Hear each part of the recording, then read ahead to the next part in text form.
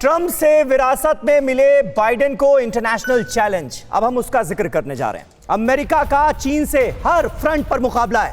Kim Jong की तानाशाही Biden के लिए निश्चित तौर पर बड़ा चैलेंज है। ईरान की न्यूक्लियर डील बाइडेन के लिए चुनौती है। पाकिस्तान तुर्की के ग्लोबल टेरर का खात्मा करना भी जो बाइडेन की सरकार के लिए बड़ा चैलेंज होगा, और उसका इशारा साफ तौर पर करते हुए नजर आ रहे हैं जनरल लॉयड ऑस्टिन। वंदना जी हमारे साथ इस वक्त मौजूद हैं, यूएसए से सीनियर जर्नलिस्ट हैं। वंदना जी, जो तल्खी पाकिस्तान के रुख को लेकर नजर आ रही है जनरल लॉयड ऑस्टिन के बयानों में, क्या आपको लग रहा है कि वो ग्राउंड पर नजर भी आएगी? किस तरह से आप देख रही हैं पाकिस्तान और अमेरिका के संबंध आने वाले वक्त में? सबसे पहली बात तो यह है कि जो मेरे से पहले एक स्पीकर थे वो बात कर रहे थे कि हम भी चाहते हैं कि हमारे यहाँ दहशतगर्दी ना हो। जी देखिए, कहने में और चाहने में बहुत फर्क होता है और करने में बहुत फर्क होता है। सही बात है। दूसरी बात जो ये है, भारत को जब भी साल दर साल, महीनों दर महीने जब भी अटैक हुआ, कहां से हुआ वो सब जानते हैं। हाफिज सईद कहां रहता है वो सब जानते हैं। बिल्कुल। तो इस वक्त जो है बोलने में और करके दिखाने में फर्क है। उनको लाके प्रोड्यूस क्यों नहीं करते हैं? क्यों उनको हाथ पर करके बैठे हुए हैं? दूसरी बात, इस वक्त भारत खुद से एक इतनी बड़ी शक्ति बन चुका है कि मैं ये चाहूंगी कि किसी और का इंटरफेरेंस बीच में ना हो।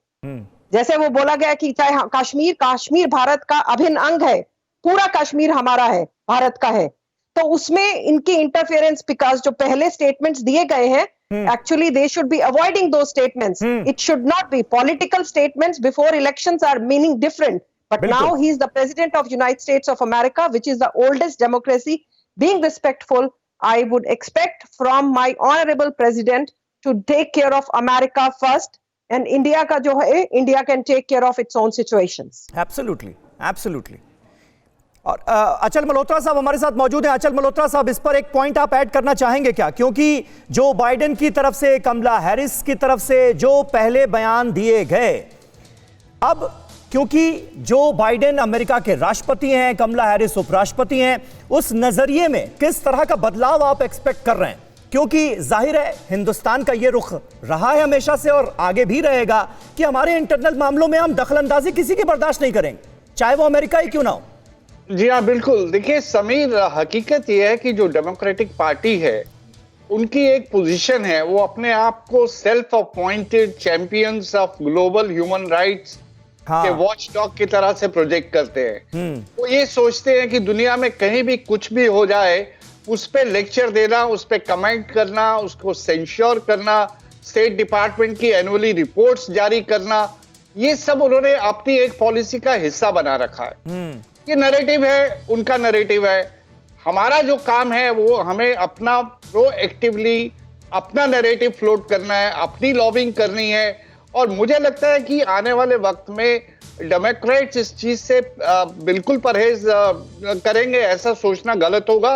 वो अपनी जगह अपनी बात रखेंगे, लेकिन ये सिर्फ कन्वर्सेशन ही बन के रह जाएगी। वो अपना जो भी उनके विचार है वो हमारे सामने रखेंगे, हम उसका जवाब अपने तरीके से देंगे। और अब तो खास तौर से अमेरिका, जो उनकी अपनी डेमोक्रेसी इतनी टेंटेड है, जो 6 जनवरी के बाद, और जो उनकी सोसाइटी इतनी बुरी तरह से डिवाइडेड है, जो जहां पे व्हाइट सुप्रीमेसी की बात होती है, जहां रेशियल डिस्क्रिमिनेशन होता है, उनके अपने इतनी फॉल्ट लाइंस हैं।